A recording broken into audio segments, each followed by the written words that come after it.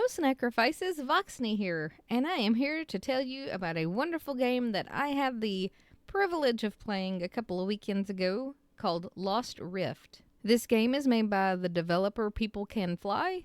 If you are into survival crafting type games, this is definitely the game for you. But first, before we get started, let me give you a word of advice from previous experiences. If you like survival games, do not play this like the other survival games, because, You'll burn your house down. Shut up. I didn't burn it down. Well, actually, I don't know, because our electricity went out while it was burning, so I'm not sure. Now that that tip is out of the way, let me tell you how the game starts off. You're kind of left alone on this dark island, and it's stormy. Ooh, on a dark and stormy night, right? Yeah, this isn't a peaceful stormy night. Be careful with these storms. They can and will destroy you. But don't let that scare you too much. But do be on the lookout for things like flying trees after they get zapped by the lightning. Anyway, like most survival games, you start off with nothing. Just the clothes you have on your back. Don't worry, you can pick up items, craft you some stuff. But while you're at the beginning area, make sure to look for chests and or crates and open those up and grab you some stuff out of there, because you're going to need it. Also, be careful with the goats. They're kind of mean. Goats are evil. Keep that in mind. But once you make it past your first little area and make it to the next destination, you get to see a little bit more of what the island has to offer. It's beautiful, luxurious, looks like a great tropical place, but keep an ear out. You might hear cries for help. Look around for some food on the ground. Pick up stones, branches, fiber, whatever you need. Because you're going to need it to survive. And whenever I say need it, I mean a lot of it. Get a lot of it. All of it.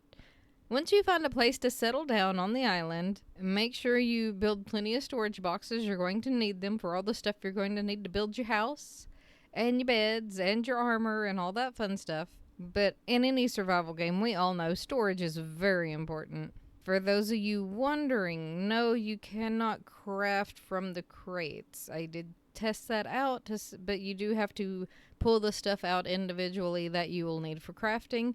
I know some people like for it to pull from the crate inventories, but not on this game, at least not yet. I don't know if there'll be any mods for it or anything. But anyway, after you build your cozy little shelter and decide that's where you're going to live, be careful. Remember, houses don't last forever, especially in this game. I've only destroyed 2 houses so far. But as you continue to adventure throughout the island, you'll realize there are more dangerous critters and things out there, such as the hyenas. If you do not have the armor and you're not ready for them, they can be a problem. That is why in this little scene right here, you see myself and my fiance. He is going to go and stand on top of a tall rock while I play meat shield. And when I say meat shield, I mean they're going to use me as a chew toy, because I'm not shielding much of anything. They bite me, I go down, he shoots them with the bows and arrows, and then he comes and revives me. Now, not everybody plays these games traditionally. Sometimes we just gotta be creative and figure it out. And use your friends or yourself as a meat shield. So that is what we ended up doing till we could get some armor where we could actually stand against the hyenas, which we did, finally, after I died a couple of times. As you go, there's plenty of storyline, there's plenty of quests, there's plenty of stuff to explore. This game offers a lot of stuff I wish other survival games would offer, and ever since I played it for that weekend, that is all I can think about is, oh, I can't wait for it to come out. I am ready to play it, so is my fiance. Now, my fiance is very excited to play it, but there's another game coming out, a big AAA game coming out, and he's kind of classified this game in the same category, because he's like, I can't wait for Lost Rift to come out. That is one I'm definitely going to be buying. When's it going to come out? I said, I don't know yet, but I am keeping an eye on it. I will let you know. He is as excited for this as he is for that AAA game that's coming out. To wrap up this review, is Lost Rift worth getting? Absolutely. When it comes out, get it. It is fun. It is definitely something you want to play with your friends, have a good time, have some laughs. If you're a streamer, your community is going to love it because there's all kinds of ways to die and destroy your life on this poor little island.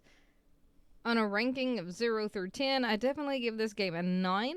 It is fantastic. I like it. Did it have bugs? Did it have glitches? Yes, but I am one of those that if I'm having fun playing the game, the bugs and the glitches, they will fix those later, so I am not super worried about that.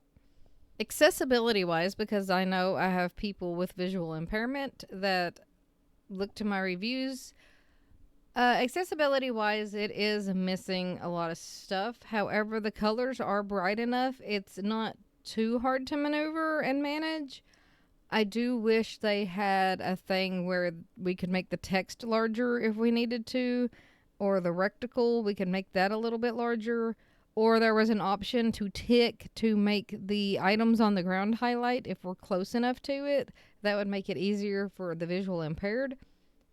I will go ahead and say this. I'm not sure if the developer is 100% with this, but maybe it is something they could look into and give us a yes or no if it's okay. But some of the programs I use whenever I have trouble seeing the rectangle, like on Conan Exiles, terrible rectangle, I use Crossover, which is you can get from the Windows Store for free.